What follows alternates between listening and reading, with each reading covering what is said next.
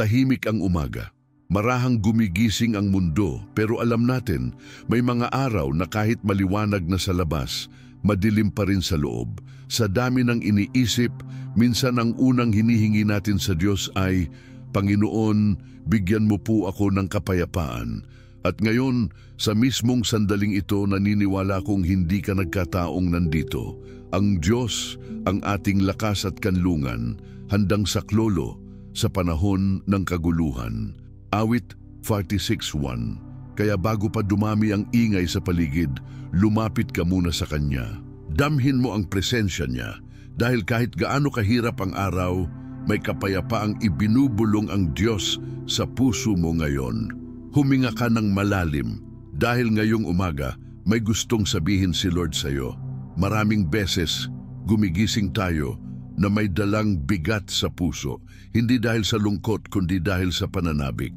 Yung pananabik na maramdaman muli ang haplos ng Diyos sa ating umaga. Yung simpleng panalangin na, Panginoon, mangusap ka po sa akin ngayon, at ito ang sandaling yon. Isang tahimik na umaga kung saan hindi aksidente ang paglapit mo sa panalangin ito. Sa gitna ng kaguluhan ng mundo, hinahanap mo ang tinig na nagbibigay tiinay. Alam mo ba, kapag hinayaan mong ang Diyos ang manguna sa iyong araw, kahit anong mangyari, buo ang loob mo dahil alam mong may Diyos na nauuna sa iyo. Sa umaga, dinirinig mo ang aking tinig. Sa umaga, inihahanda ko ang aking panalangin sa iyo at ako'y nag-aabang. Awit 5:3. Ito ang oras na ang kaluluwa mo'y muling lumalapit sa Kanya. Hindi mo kailangan magsalita ng marami. Ang Diyos nauunawaan ang bawat hikbi, ang bawat buntong hininga. Ang kailangan lang ay puso na bukas. Tahimik mong sabihin, Panginoon, salamat sa panibagong araw. Gusto kitang marinig. Dahil sa susunod na sandali, makakausap mo siya, i-type mo sa comments. Panginoon, kausapin mo po ako ngayon. At huwag mong kalimutang mag-subscribe para sa mas marami pang umagang kasama ang Diyos. Huminga ka ng malalim. At hayaang ang katahimikan ng umagang ito ay punuin ang puso mo ng pag-asa. Hindi mo kailangang magsalita ng marami. Ang Diyos ay hindi naghihintay ng mga perpektong salita. Hinihintay niya ang pusong handang makinig. Kaya ngayon, ilapit mo ang iyong puso.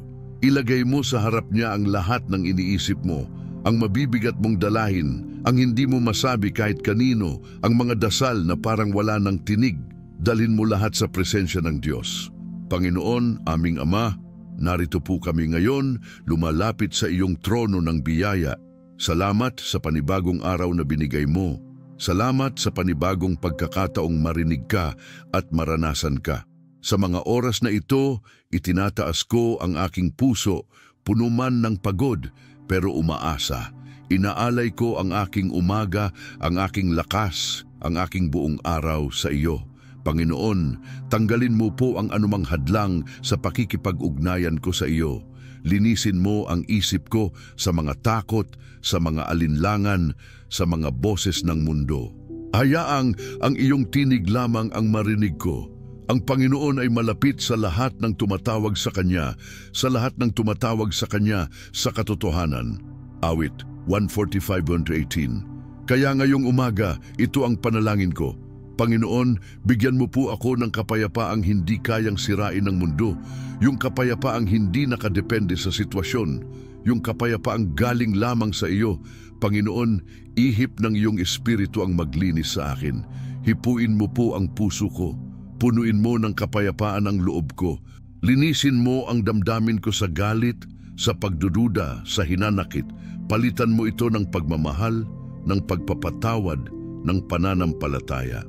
Panginoon, patawarin mo po ako sa lahat ng aking pagkukulang, sa mga sandaling ako'y lumayo, sa mga panahong ako'y naging abala sa sarili kong mundo. Ngunit ngayon, bumabalik ako sa iyo. Salamat sa iyong biyaya na hindi nauubos. Salamat sa iyong pagmamahal na hindi nagbabago. Turuan mo akong patawarin ang mga taong nakasakit sa akin. Tulungan mo akong bitawan ang sakit na matagal ko nang kinikimkim. Gusto ko pong maging malaya, Panginoon. Gusto ko pong maranasan ang tunay mong kapayapaan. Panginoon, hinihingi ko po ngayon ang iyong gabay. Hindi ko po alam ang lahat ng dapat kong gawin. Marami akong desisyong kailangang harapin at minsan natatakot akong magkamali. Pero ngayon, ipinagkakatiwala ko po sa iyo ang lahat. Ang pamilya ko, ang trabaho ko, ang kinabukasan ko, maging ang mga panalangin na matagal ko nang inaantay na sagutin, lahat ito ay inilalagay ko sa iyong mga kamay. Sapagkat naniniwala akong hindi mo ako iiwan, hindi mo ako pababayaan. Sumampalataya ka sa Panginoon ng buong puso mo at huwag kang manalig sa iyong sariling karunungan. Kawikaan 3:5. Panginoon, bigyan mo ako ng lakas. Sa mga oras na ako'y nanghihina, ikaw ang magpapatibay sa akin. Sa mga sandaling gusto ko nang sumuko, ikaw ang maging lakas ko. Sa mga panahon na hindi ko maintindihan ang mga nangyayari, ikaw ang maging kapayapaan ko.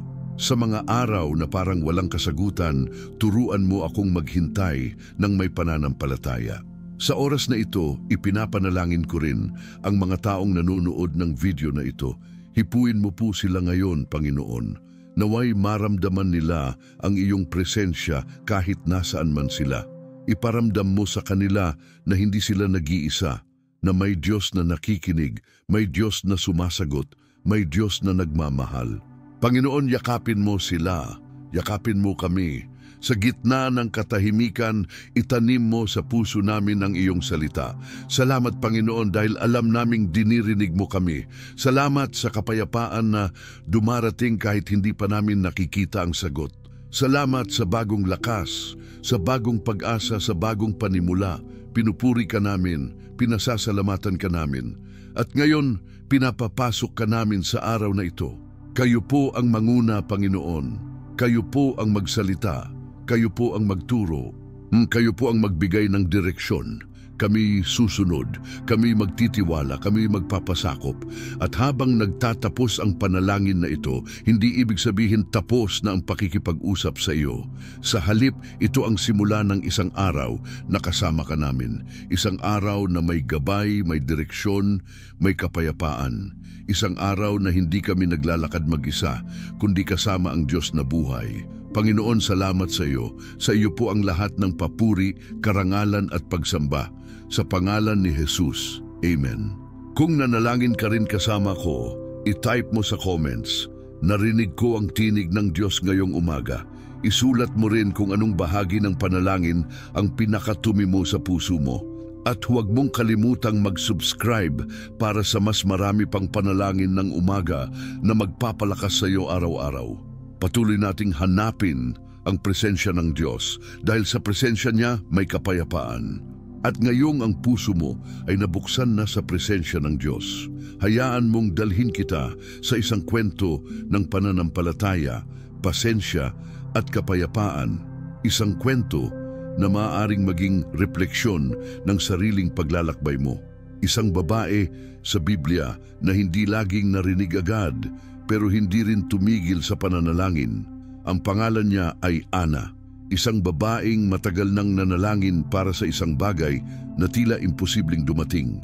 Araw-araw, taon-taon, umaakyat siya sa templo. Ibinubuhos ang puso niya sa harapan ng Diyos. Kahit walang katiyakan kung kailan siya sasagot, isipin mo, ilang umaga kayang gumising si Ana na may pag-asang muli, kahit kahapon ay wala namang nangyari. Ilang panalangin kayang binigkas niya habang lumuluha, habang walang ibang nakakarinig kundi ang Diyos lamang. Ganon din minsan ang buhay natin, di ba? Nagdarasal tayo para sa kagalingan, para sa direksyon, para sa isang pangako na matagal nang inaantay, pero ang langit ay parang tahimik. Nakaranas ka na ba ng ganon? Yung parang kahit anong lakas ng panalangin mo, hindi mo pa rin maramdaman ang sagot? Parang ang Diyos ay malayo o abala sa ibang tao. Pero ang totoo, hindi siya nawawala. Tahimik lang siya kasi may itinuturo siya. Kay Ana, itinuro ng Diyos ang paghintay na may pananampalataya. Araw na naman ng pag-aalay sa templo. Tulad ng dati, pumunta siya. Pero sa araw na iyon, kakaiba ang panalangin niya. Sabi sa 1 Samuel 1:11, at siya'y nanalangin sa Panginoon na may kapaitan ng kaluluwa at siya'y umiyak ng di kawasa. Inialay niya ang kanyang panalangin na may buong puso at ang pangako niya kung bibigyan siya ng anak, iaalay niya ito sa Diyos. Hindi na lang siya humihiling para sa sarili. Ang puso niya'y handang ibalik sa Diyos ang lahat. Kaibigan, baka ganyan din ang panawagan sa iyo ngayon. Baka hinihintay ng Diyos na ang panalangin mo'y magbago mula sa para sa akin tungo sa para sa Kanya. Baka may hinihintay siyang surrender, yung handa mong isuko kahit yung pinakamahalaga sa iyo. Katulad ni Ana, hindi lang siya humingi, nag-alay din siya. At doon nagsimula ang pagbabago. Ang pari, si Eli, ay inakalang lasing si Ana dahil tahimik itong nananalangin pero umiiyak. Hindi niya alam, ang babae sa harap niya ay nasa pinakabanal na pakikipag-usap sa Diyos. At nang ipinaliwanag ni Ana ang kanyang panalangin, sinabi ni Eli, "Humayo ka na sa kapayapaan at ipagkaloob nawa sa iyo ng Diyos ng Israel ang iyong kahilingan." At umalis si Ana, hindi pa buntis, hindi pa nasasagot ang panalangin, pero puno ng kapayapaan. Narinig mo, hindi pa niya nakikita ang sagot, pero buo na ang loob niya. Hindi pa dumarating ang pangako, pero panatag na siya. Ganyan ang ginagawa ng Diyos sa isang pusong nagtitiwala. Sa araw din na iyon, nagsimula ang pagbabago, hindi sa sitwasyon kundi sa loob. At pagkatapos ng ilang panahon, ibinigay ng Diyos kay Ana si Samuel, ang anak na matagal niyang ipinagdasal, at tulad ng kanyang pangako, ibinalik niya ito sa Diyos.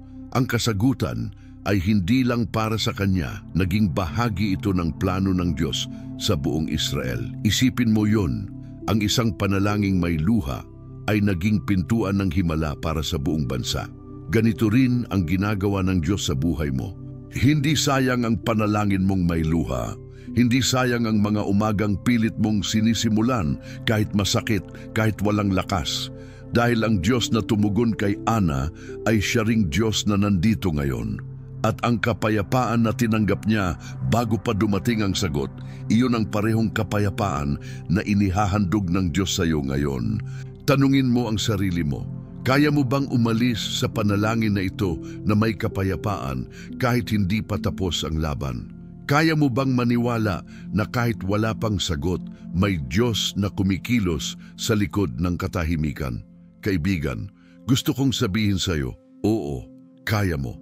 Dahil ang Diyos ay hindi natutulog. Ang bawat panalangin mo ay iniipon niya. Ang bawat pag-iyak mo ay may bilang. Ang bawat umaga na bumabangon ka ulit, may gantimpala. Huwag kang mapagod sa paggawa ng mabuti dahil sa takdang panahon ay mag-aani ka rin kung hindi ka susuko. Galatia 6:9. Ngayong araw, alalahanin mo ang kwento ni Ana. Isang babaeng hindi pinansin ng tao pero pinakinggan ng Diyos. Isang babaeng umiyak ng tahimik pero tinugon ng malakas ng langit. Isang babaeng humiling ngunit higit pa ang ibinigay sa kanya. At ikaw, handa ka rin bang maghintay? Handa ka bang patuloy na manalangin? Handa ka bang ibigay ang hinihiling mo bago mo pa ito matanggap?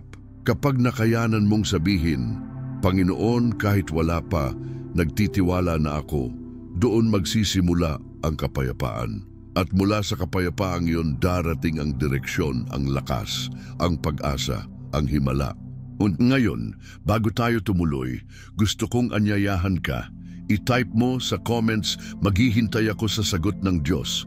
Kung naramdaman mong ang kwento ni Ana ay naging kwento mo rin ngayong umaga, isulat mo rin kung anong panalangin mo ang gusto mong ipagdasal natin sa susunod na video. Huwag kalimutang mag-subscribe para sa mga panalangin ng umaga na punong-puno ng kapayapaan, direksyon at presensya ng Diyos. At tandaan mo ito, ang katahimikan ng langit ay hindi kawalan ng sagot.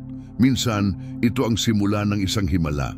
Kapag ang puso ay natutong maghintay tulad ni Ana, ang susunod na hakbang ay ang pagyakap sa kapayapaan. Hindi na ito basta kapayapaan na galing sa labas. Ito'y kapayapaang mula sa loob, bunga ng pagtitiwala, hindi ng kasagutan. At dito mo makikita ang tunay na kapangyarihan ng Diyos sa mga araw na hindi madali. Gising ka pa rin sa umaga kahit hindi mo pa alam ang sagot. Bumabangon ka pa rin kahit wala ka pang lakas. Nagdarasal ka pa rin kahit minsan parang ang langit ay tahimik. Bakit? Dahil may kapayapaan ka na hindi maintindihan ng mundo. Kapayapaang hindi mo maipaliwanag pero nararamdaman mo. Kapayapaang sinasabi ng Espiritu ng Diyos sa loob mo, "Anak, hawak kita." Sabi sa Filipos 4:7, at ang kapayapaan ng Diyos na hindi kayang abutin ng pag-iisip ay mag-iingat sa inyong mga puso at isipan sa pamamagitan ni Kristo Jesus. Iyan ang kapayapaang ibinibigay ng Diyos kapag natuto kang ipagkatiwala ang lahat sa Kanya. Hindi nito inaalis ang bagyo, pero binibigyan ka ng lakas na harapin ito ng may panatag na loob. Hindi nito binubura ang suliranin, pero binibigyan ka ng presensya na nagpapaalala, hindi mo kailangang mag-isa. At kapag nararanasan mo ang ganitong klaseng kapayapaan, may nagbabago sa paningin mo. Ang mga dating takot, nagiging tiwala. Ang mga dating hinaing, nagiging pagsamba. Ang dating pagod, nagiging pananabik, sapagkat alam mong ang Diyos ay naroroon, hindi lang sa sagot, kundi sa bawat hakbang ng proseso. Isipin mo, ilang ulit ka na bang nag-alala para sa isang bagay na sa bandang huli, inayos din naman ng Diyos? Ilang gabi ka nang hindi natulog kakaisip, pero kinabukasan nakatawid ka pa rin? Hindi ba't paulit-ulit nang pinapatunayan ng Diyos na siya ay tapat? Ang problema kasi, gusto nating kontrolin ang lahat. Gusto nating lutasin agad. Gusto nating makita ang buong plano. Pero ang kapayapaan ng Diyos ay dumarating sa mga taong marunong magsabing, "Panginoon, hindi ko kailangan makita ang lahat. Basta kasama kita, sapat na." Ang mga araw na tila pinakamahirap ay minsan din ang mga araw na pinakapinupuntahan tayo ng Diyos.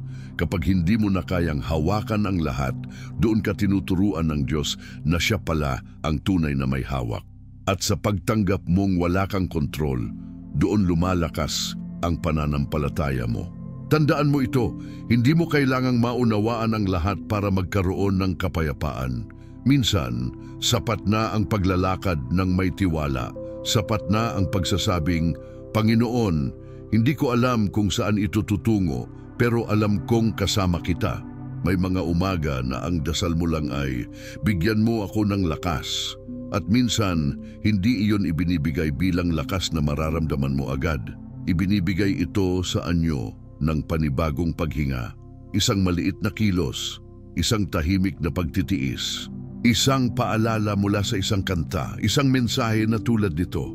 Kapag nararamdaman mong walang nangyayari, doon kadalasang gumagawa ang Diyos. Sa ilalim ng lupa, tahimik pero patuloy na lumalalim ang ugat.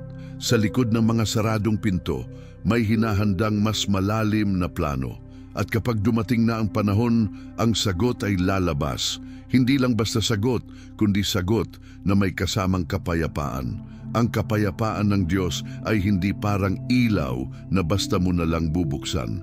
Ito ay bunga ng relasyon, bunga ng pagtitiwala, bunga ng araw-araw na panalangin, bunga ng pagpapasakop.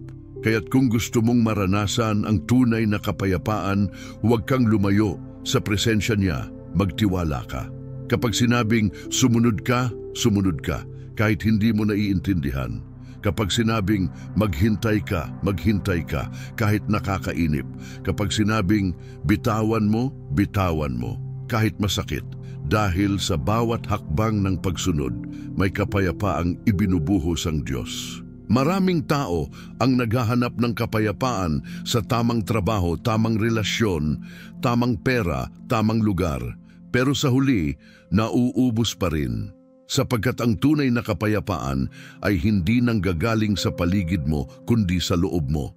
At ang naglalagay nito sa puso mo ay walang iba kundi ang Diyos. Kaya ngayon, tanungin mo ang sarili mo, saan ako kumukuha ng kapayapaan? Sa balita ba? Sa opinyon ng iba? Sa tagumpay? O sa presensya ng Diyos? Kaibigan, ngayon ang araw na bumalik ka sa Kanya. Ibalik mo ang puso mo. Hindi mo kailangang mag-ayos muna bago lumapit. Lumapit ka ngayon sa gulo ng damdamin mo, sa gitna ng kalituhan, at sasabihin ng Diyos sa iyo, tulad ng sinabi niya kay Jesus sa gitna ng bagyo, "Tigil, huwag kang kumilos." Marcos 4:39. At tumigil ang hangin. Tumahimik ang alon dahil ang salita niya ay sapat para patahimikin ang lahat. Ang parehong Diyos na iyon ay narito ngayon, kaya huminga ka, maging tahimik ka, at hayaang ang presensya niya ang bumalot sa iyo ngayon. Hindi mo kailangang madaliin ang lahat. Minsan, ang kailangan mo lang gawin ay manatili, sapagkat sa pananatiling iyon, maririnig mo ang pinakamalakas na tinig, ang tinig ng Diyos na nagsasabing, "Ako ang kapayapaan mo." Kung nakaabot ka rito at naramdaman mong kinakausap ka ng Diyos, isulat mo sa comments, "Salamat sa kapayapaang galing sa iyo, Panginoon." Ibahagi mo rin kung anong parte ng mensaheng ito ang tumama sa puso mo. Huwag kalimutang mag-subscribe para mas marami pang panalangin ng umaga na magpapalalim sa iyong relasyon sa Diyos. Dahil bawat umaga ay bagong pagkakataon para marinig ang kanyang tinig. Kapag ang puso mo ay napuno na ng kapayapaan, may bagong yugto na kailangang yakapin, ang pakikinig, sapagkat hindi natatapos ang panalangin sa pagbulong ng ating mga kahilingan. Doon pa lang nagsisimula ang tunay na pakikipagtagpo. Dahil ang tunay na lakas ay hindi lamang sa ating pagsasalita sa Diyos, kundi sa ating kakayahang makinig sa Kanya. Tahimik. Diyan kadalasang nagsisimula ang boses ng Diyos, hindi sa malalakas na tunog, hindi sa mga bulalakaw sa langit, kundi sa tila walang laman na katahimikan. Gaya ni Elias na tumakas sa bundok, pagod, takot at halos mawalan na ng loob. Umuulan ng apoy, nanginginig ang lupa, may bagyo, pero wala doon ang Diyos. At pagkatapos ng lahat ng iyon, isang banayad na tinig, isang banayad na bulong, doon siya nagpakita. Presry, Hari 19 Pastor Jeshrin, that's your tweet. Tanong, kaya mo bang tumahimik sa gitna ng kaguluhan? Kaya mo bang manahimik hindi dahil wala kang sagot, kundi dahil naghihintay kang marinig ang kanyang tinig? Ito ang hamon sa ating lahat. Sa mundong maingay, puno ng opinyon, puno ng takot, kaya mo bang ilayo ang sarili mo at sabihin, "Panginoon, magsalita ka, nakikinig po ako." Sa umagang ito, yan ang panalangin nating lahat. Hindi lang tayo humihiling ng tulong, humihiling tayong makinig. Dahil sa salita niya may kapangyarihan, sa tinig niya may direksyon, sa salita ng Diyos may buhay. Sa bawat tanong ng puso mo ngayon, ano ang dapat kong gawin? Saan ako tutungo? Paano ko haharapin ang suliraning ito? Ang sagot ay hindi palaging agad-agad. Minsan, ang sagot ay dumarating sa tahimik na pagninilay, sa pagbubukas ng Biblia, sa pagbubulay sa kanyang mga pangako. Ang iyong salita ay ilawan sa aking paa at liwanag sa aking landas. Awit 105. Napakahalaga na sa bawat umaga, hindi lang tayo nagsasalita, dapat din tayong nag-aabang, nagbubukas ng puso, nagbibigay ng puwang para ang Diyos ang magsalita. Dahil ang direksyon ng langit ay dumarating, hindi sa pagmamadali, kundi sa pananahimik. Hindi sa pagmumuni-muni lang, kundi sa pakikipagniig. Kapatid, baka kaya hanggang ngayon ay hindi mo maramdaman ang sagot, ay dahil punong-puno pa ng ingay ang loob mo. Hindi ingay ng mundo, kundi ingay ng sariling takot, ingay ng pag-aalala, ingay ng pagdududa. Ngayong umaga, hayaang ang presensya ng Diyos ang tumahimik sa lahat ng iyon. Magtiwala ka sa kanyang proseso. Huwag mong pilitin, makinig ka lang. Minsan hindi pa tinutugon ng Diyos ang dasal mo kasi gusto niyang sa boses niya ka muna tumingin, hindi sa sagot. Gusto niyang kilalanin mo muna siya bilang Ama bago mo hilingin ang mga kamay niya bilang tagapagkaloob. Gusto niyang maranasan mo muna ang puso niya bago mo matanggap ang plano niya. Ang pakikinig sa Diyos ay hindi abilidad, ito ay disiplina. Isang espiritual na pagsasanay na araw-araw mong pinapalalim. Parang ugnayan sa isang kaibigan. Habang tumatagal, mas mabilis mong nakikilala ang tinig. Ganyan din sa Diyos. Kapag araw-araw kang nakikipagtagpo sa Kanya, darating ang punto na kahit mahina, kahit mahangin ang boses, maririnig mo pa rin dahil sanay na ang puso mo. Kaya wag mong hintayin ang bagyo bago ka makinig. Ngayon pa lang, sa katahimikan ng umaga, sabihin mo, Panginoon, turuan mo akong makinig. Sa pagupo mong ito, hayaan mong hindi lang ikaw ang nagsasalita. Tumigil ka sandali. Maghintay ka sa presensya niya. Hayaan mong bumaba ang salita ng Diyos sa puso mo. Dahil minsan, isang salita lang mula sa Kanya ay sapat para baguhin ang buong direksyon ng araw mo. Alam mo, maaaring hindi magbago agad ang sitwasyon mo. Maaaring hindi mo pa rin makita ang buong sagot. Pero sa oras na marinig mong nagsalita ang Diyos, biglang nagiging malinaw ang lahat sapagkat sa boses niya may katiyakan, sa salita niya may kapangyarihan, sa presensya niya may kapahingahan. Kapag naririnig mo na ang Diyos sa katahimikan, hindi mo na kailangan ng malalaking tanda. Kapag naramdaman mo na ang Kanyang boses sa puso mo, hindi mo na kailangan ng patunay sa paligid. Dahil alam mong Siya ay buhay, Siya ay kasama mo, at Siya ay nangunguna sa bawat hakbang ng buhay mo. Kaya ngayon, sa puntong ito ng ating panalangin, huwag mong piliting tapusin agad. Huwag mong takasan ng katahimikan, yakapin mo ito. Sabihin mo sa Diyos, nandito ako, Panginoon, makinig ako, magsalita ka. At sa tahimik na sandaling ito, damhin mong gumagalaw ang Espiritu ng Diyos sa paligid mo, sa puso mo, sa buhay mo. Kung naramdaman mong nangusap ang Diyos sa iyo ngayon, gusto kong isulat mo sa comments ang salitang, nakikinig ako, Panginoon. Sabihin mo rin kung anong bahagi ng mensaheng ito ang nagsalita sa puso mo. Huwag mong kalimutang mag-subscribe dahil sa susunod, haharapin natin ang pinakaimportanting bahagi, ang pagtanggap ng pangako ng Diyos. Dahil kung nakinig ka, tiyak na may isusunod siya. Ngayon na narinig mo na ang tinig ng Diyos, may isang bagay na kailangang mangyari, ang pagtanggap. Hindi sapat na marinig lang natin ang pangako. Kailangan natin itong tanggapin ng buong puso, buong pananampalataya at buong tiwala, sapagkat ang pangako ng Diyos ay hindi lang salita sa hangin. Ito ay buhay, liwanag at direksyon para sa bawat hakbang ng araw mo. Sa bawat panalangin, may tugon. Maaring hindi agad, maaring hindi ayon sa gusto mo, pero laging ayon sa kailangan mo. At kapag dumating ang panahon ng katuparan, mararamdaman mong lahat ng sakit, lahat ng paghihintay, lahat ng katahimikan, may layunin pala. Sapagkat nalalaman ko ang mga plano ko para sa inyo, sabi ng Panginoon. Mga planong ikabubuti ninyo at hindi ikasasama, upang bigyan kayo ng kinabukasan na puno ng pag-asa. Jeremias 29:11 pangako. Hindi mula sa tao, kundi mula sa Diyos. At ang Diyos, kapag nangako, tapat siya. Ngayon, kaibigan, dumating na ang panahon ng pananampalataya, panahon ng pagkilos, panahon ng pagtanggap. Hindi mo na kailangang mag-alinlangan kung naririnig ka niya. Hindi mo na kailangang pagdudahan kung mahal ka niya. Nakipagtagpo siya sa iyo sa panalangin na ito. Nagsalita siya, nagbigay siya ng kapayapaan, at ngayon, nagbibigay siya ng pangako. Ako ang Diyos na tapat. Ako ang Diyos na kasama mo. Kaya ano ang sagot mo? Tanggapin mo. Yakapin mo. Huwag mong hintaying maging perpekto ang lahat. Huwag mong hintaying mawala ang takot bago ka sumunod. Sumunod ka kahit may takot. Tanggapin mo kahit may duda.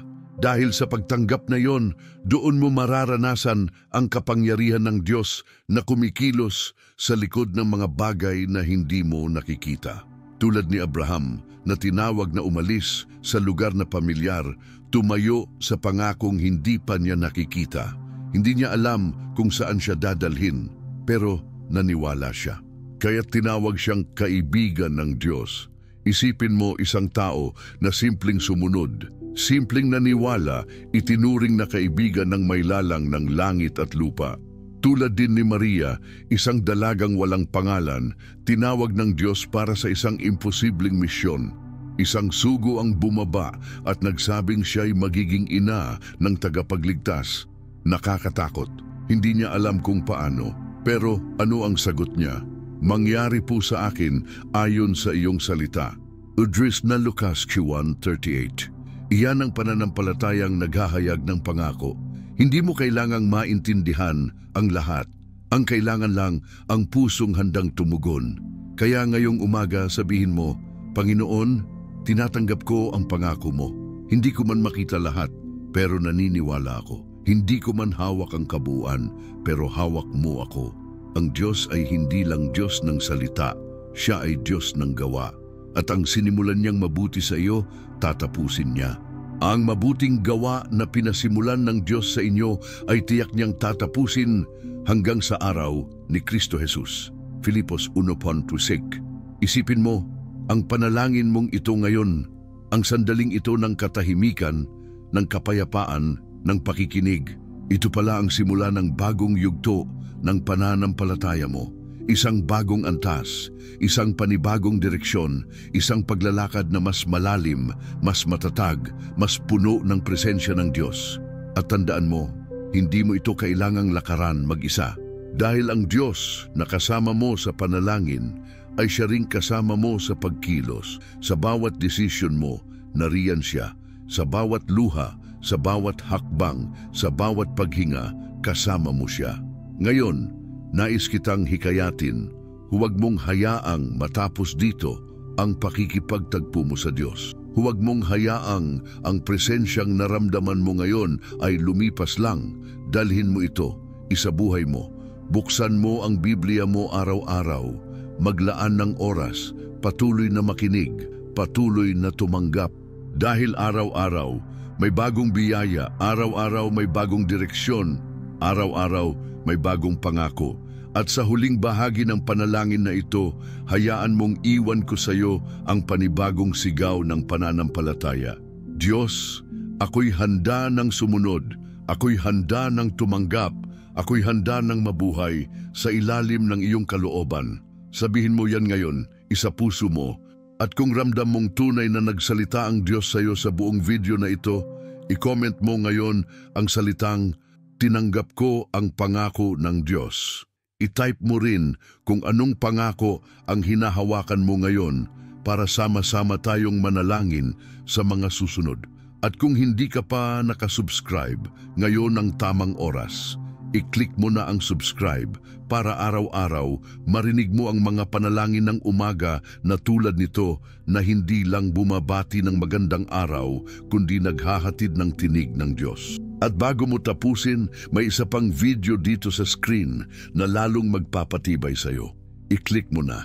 Pagkatapos mong marinig ang tinig ng Diyos, hayaan mong ang susunod mong hakbang ay mapuno ng liwanag ng kanyang salita. Magkita tayo roon.